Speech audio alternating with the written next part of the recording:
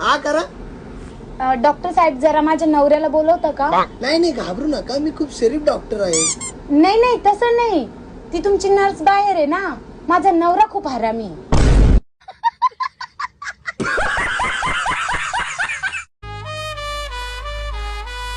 ओ इकडे या. बोल की. ही माणसं कोण आहे ती? अगं ती अतिक्रमणात आपला कट्टा आलाय ती काढाय आली ती.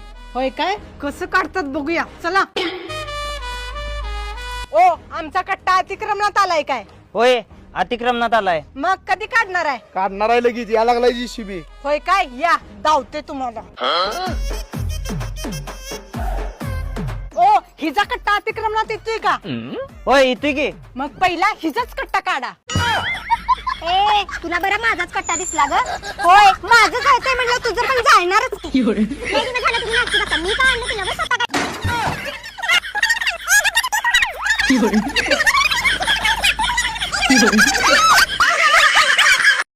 पोरं बिचारी चांगलीच असतात राव, या पोरीच त्यांना बिघडवतात. म्हणून म्हणते सिंगल मुलं देवाघरची फुलं. माझ्या रे.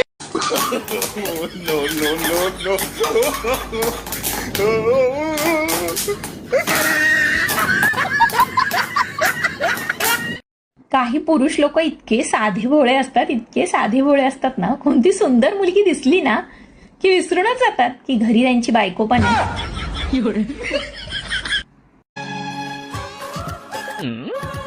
अरे बाळा तुझा आज निकाल होता नव का? मग काय झालं? पप्पा एक चांगली बातमी आणि एक वाईट बातमी आहे.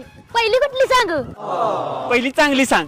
पप्पा मी चांगल्या मार्काने पास झालो. आई शपथ. आई बघितलंस का तुझा नातू चांगल्या मार्काने पास झालाय. ए मयुरी ऐकलंस का? पेढे घेऊन ये, आपलं पोरग चांगल्या मार्काने पास झालंय.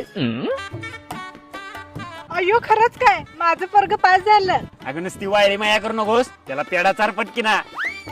बर बाळा ती जाऊ दे. वाईट बातमी काय आहे सांग की. तुम्हाला सांगितलेला निकाल चुकीचा आहे.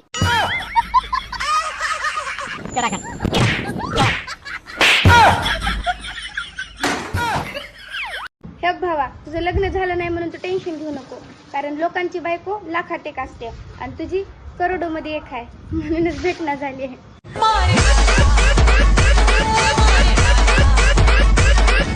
सुबह सांगितलं रव्याचा शिरा कर, मला गॅस पेटव. बायगन. अरे असा नाही पेटवायचा. आता कढई ठेव. ही की आहे?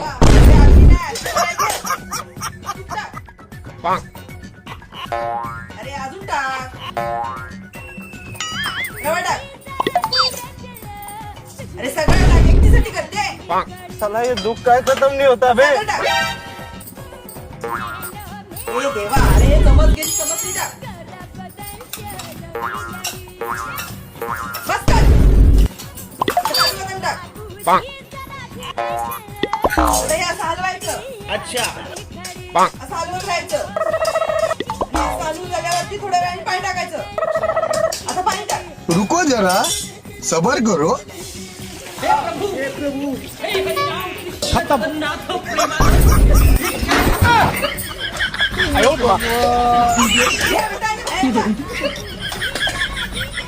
आता मामालाही नाही पटवावं लागत आणि मामाच्या पोरीलाही नाही. आता पटवायचं ते म्हणजे फक्त मामीला. मामी हो म्हटली की विषय संपला. अहो मामी तुमची मुलगी लय सुंदर. गिरायकाचं कसं असतं माहितीये का? आता ही मेथीची भाजी ते व्यापारी कोण 20 रुपयाला घ्या ना, पण आम्ही शेतकऱ्यांनी ह्याच मेथीचा भाव 10 रुपये जरी सांगितला ना तरी त्यांची प्रतिक्रिया अशी असते. काय बरोबर ना?